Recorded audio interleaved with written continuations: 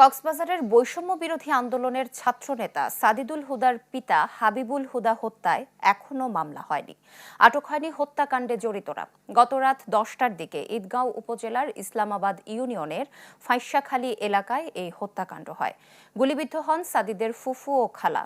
নিহতের স্বজনদের দাবি, জুলাই বিপ্লবে অংশ নেয়াকে কেন্দ্র করে সাদিদুল হুদার পরিবারের সাথে দ্বন্দ্বে জড়ায় অপসারিত স্থানীয় ইউপি চেয়ারম্যান ও আওয়ামী লীগ নেতা আব্দুর রাজ্জাক।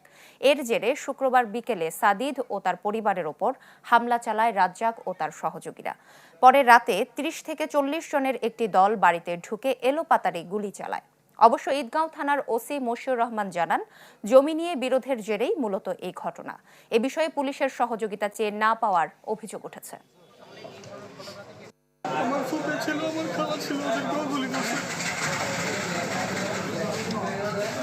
আমরা গেছিলাম আমাদের চেয়ারম্যান রাজু ভাইয়ের ওইখানে ঝামেলা হচ্ছে, ওইখানে দেখে গেছিলাম, আমাদেরকে সবাইকে রাজু ভাই বলছে ইউনুস স্যার কেন কক্সবাজার হচ্ছে এইভাবে ছাত্রদেরকে পিটাবো। ওই সাদিদুল হুদাকে উনি পিটাইছে, পিটানোর পরে আমরা গিয়া উনাকে উদ্ধার করলাম। উদ্ধার করার পরে এই রাতে গুলি করে দিল উনার বাবাকে। আব্দুর রাজ্জাক ওর যে বাহিনীগুলো ছিল বা ওর এখানে সাঙ্গমাঙ্গ যারা ছিল ওরাই মূলত আক্রমণটা করছে এখানে। যখন আমি ওসি সাহেবকে কল দিই, ওসি সাহেব আমাদের উত্তর দেয় সব দায়ভার কি থানা নিবে। ভিশনের ফুলঝুরি মেগা অফারে ফ্রিজ কিনলেই পাচ্ছেন 16 পিসের আকর্ষণীয় গিফট বক্স একদম ফ্রি।